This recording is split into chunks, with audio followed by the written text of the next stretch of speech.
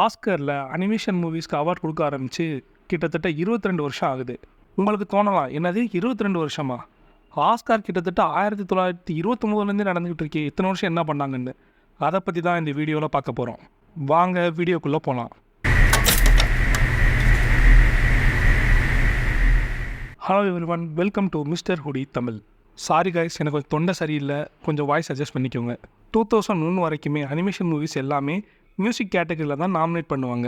அதுவும் அதில் நாமினேட் ஆனது ஃபுல்லாமே நம்ம டிஸ்னி படங்கள் தான். என்னதான் அந்த காலத்தில் உலகம் ஃபுல்லாக பல்வேறு இடங்களில் நிறைய அனிமேஷன் ஃபிலிம்ஸ் வந்திருந்தாலும் அதுக்கு பெரிய ரெகக்னிஷன் கிடைக்கல. சரியான ஓப்பனிங் கிடைக்காதனாலையும் நிறைய படங்கள் இல்லாததுனாலையும் அதுக்குன்னு ஒரு தனி கேட்டகரி வரவே இல்லை.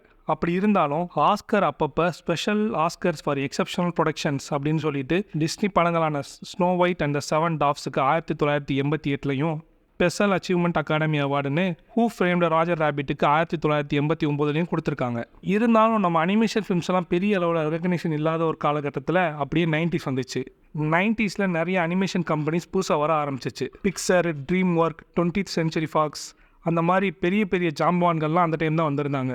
அதே டைமில் தான் வெளிநாட்டு படங்களான ஜப்பான், யூரோப்லேருந்து எடுக்கப்பட்ட படங்களுக்கும் இங்கே ஒரு நல்ல ஒரு டிஸ்ட்ரிபியூஷன் கிடச்சிச்சு. அமெரிக்காவில் நல்லபடியாக ஓட ஆரம்பிச்சிச்சு. இப்படி தான் முத அனிமேஷன் மூவிஸ்க்கான ஆஸ்கர் கொடுக்கப்பட்ட ஆண்டு 2002. 2001 ரிலீஸ் ஆன படத்துக்காக கொடுத்தாங்க.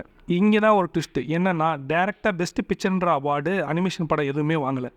ரொம்ப நாளாக கிரிட்டிக்ஸ் அனிமேஷன் மூவிஸை எல்லாத்துக்கும் ஆஸ்கர் அகாடமி ரொம்ப அலட்சியப்படுத்துதுன்னு சொல்லி கம்ப்ளைண்ட்ஸுக்கு அப்புறம் இதுக்குன்னு தனியாக ஒரு கேட்டகரியே உண்டு பண்ணியிருந்தாங்க, பெஸ்ட் அனிமேஷன் ஃபியூச்சர் அப்படின்னு சொல்லி. கேட்டகரி வந்தால் எப்படி ரூல் வராமல் நிறையா ரூல்ஸும் கொண்டு வந்தாங்க. ஒரு வருஷத்தில் மினிமம் 8 அனிமேஷன் படமாவது வந்திருக்கணும்னும் அதில் 75% மினிமம் அனிமேஷன் பண்ணியிருக்கணும்னும் ஒரு கேட்டகரி கொண்டு வந்தாங்க. அப்படி இந்த 2 கேட்டகரி வராமல் இருந்துச்சுன்னா அந்த வருஷம் இந்த அவார்டை கொடுக்க மாட்டாங்க. இவங்க இப்படி தனியாக ஒரு கேட்டகரி கொண்டு வந்தது அனிமேஷன் மூவி இண்டஸ்ட்ரியில் ஒரு பெரிய புரட்சியை ஏற்படுத்துச்சு. நிறைய பேர் அனிமேஷன் படம் எடுக்க ஸ்டார்ட் பண்ணியிருந்தாங்க. பட்ஜெட் இன்க்ரீஸ் பண்ண ஆரம்பிச்சிருந்தாங்க. நிறையா ப்ரொடக்ஷன் ஹவுஸ் இன்னும் நிறையா அனிமேஷன் படங்களை ப்ரொடியூஸ் பண்ண ஆரம்பிச்சிருந்தாங்க. அப்படியே 2002 தான் ஃபஸ்ட் டைமாக அனிமேஷன் ஃபியூச்சர் அவார்டுக்காக 3 படத்தை நாமினேட் பண்ணியிருந்தாங்க. அந்த படம் என்னென்னா ஷ்ரெக், ஜிம்மி நியூட்ரான் பாய் ஜீனியஸ், அப்புறம் மான்ஸ்டர்ஸ் இன்க். ஆரான் வாக்கர் தான் ஷ்ரெக்குக்காக ஃபஸ்ட்டு ஆஸ்கர் வாங்கினார். அதாவது பெஸ்ட் அனிமேஷன் ஃபியூச்சர் அப்படின்ற கேட்டகரி கீழே ஃபஸ்ட்டு அவார்டு வாங்கின படம் 2001 வெளிவந்த ஷ்ரெக்.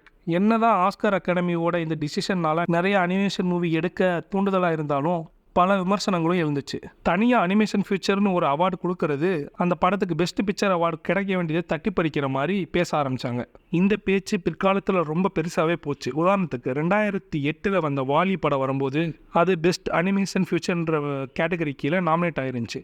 ஆனால் அது பெஸ்ட் பிக்சர்ன்றது கீழே நாமினேட் ஆகலை. இது மிகப்பெரிய சர்ச்சையை ஏற்படுத்துச்சு.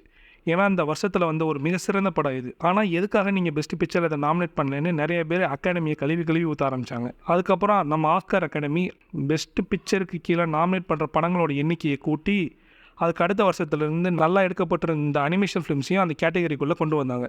அப்படி ஃபஸ்ட் டைம் பெஸ்ட் பிக்சர் கீழேயும் பெஸ்ட் அனிமேஷன் ஃபியூச்சர் கீழேயும் நாமினேட் பண்ணப்பட்ட முதல் படம் பிக்சாரோட 2009 வந்த.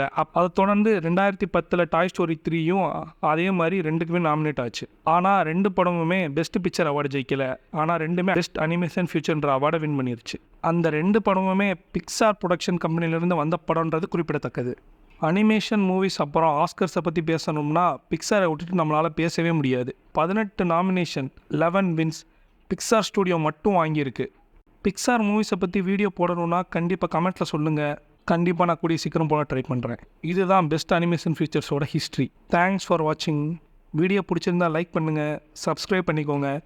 நெக்ஸ்ட் வீடியோவில் பார்க்கலாம். Peace out.